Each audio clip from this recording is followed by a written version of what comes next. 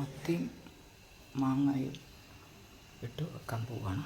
അപ്പം നമുക്ക് ഈ അരമുറി തേങ്ങ, 2 ചെറിയ ഉള്ളി, 2-3 സവാളയാണ്, ഉലുവ 1/2 സ്പൂൺ, മഞ്ഞൾപ്പൊടി 1 സ്പൂൺ, മല്ലിപ്പൊടി 1.5 സ്പൂൺ, കാശ്മീരി മുളക് പൊടിയും മറ്റേ അല്ലാത്ത എരിയുള്ള മുളക് പൊടിയും കൂടെ ചേർത്തത്. ഇത് നമുക്ക് അരച്ചെടുക്കാം.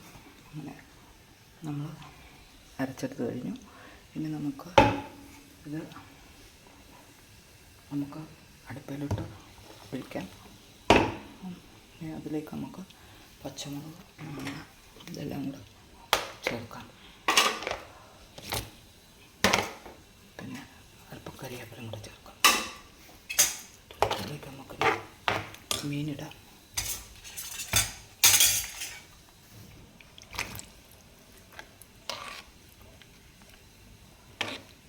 തിളച്ചോട്ടെ.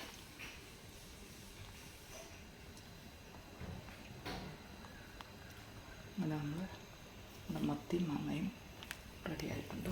കൂടി വെക്കില്ല.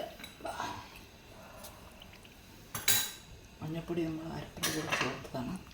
അല്പം കൂടെ ചേർക്കാം.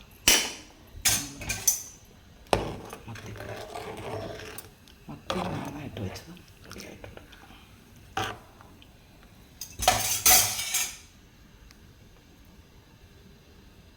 അല്പം കറിവേപ്പിലയും കൂടെ നമുക്ക് ചേർക്കാം തലയാകുമ്പോഴത്തേക്ക്.